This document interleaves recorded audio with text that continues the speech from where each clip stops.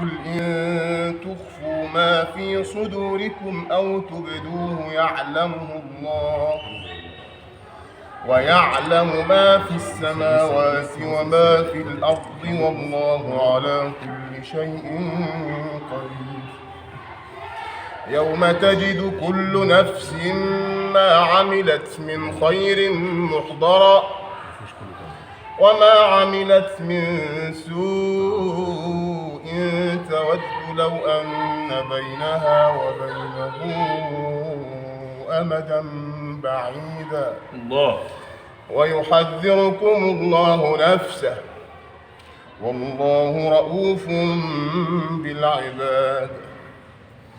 قل إن كنتم تحبون الله فاتبعوني يحببكم الله ويغفر لكم ذنوبكم والله غفور رحيم.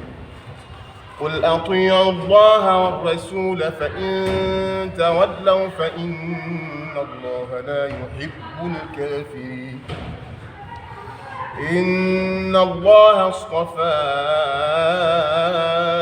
آدم ونوحا وآل إبراهيم وآل عمران على العالمين ذرية بعضها من بعض والله سميع عليم.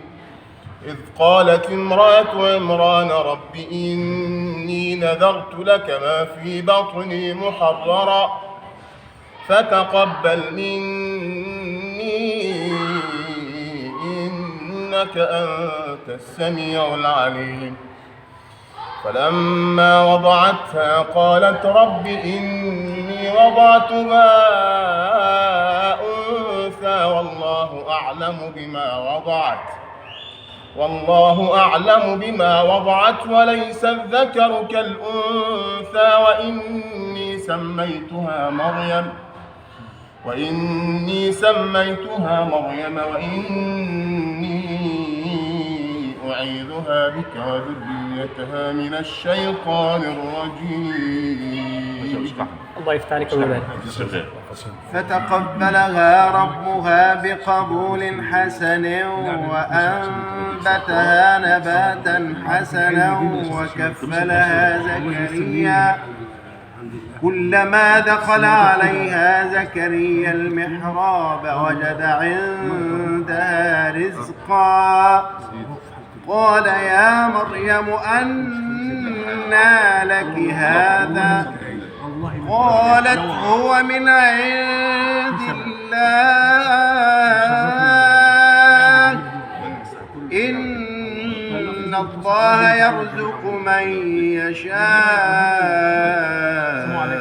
بغير حساب. هنالك دعا زكريا ربه قال رب هب لي من لدنك ذرية طيبة إنك سميع الدعاء. فنادته الملائكة وهو قائم يصلي في المحراب أن الله يبشرك بيحيى مصدقا بكلمة من الله وسيدا وحصورا ونبيا من الصالحين.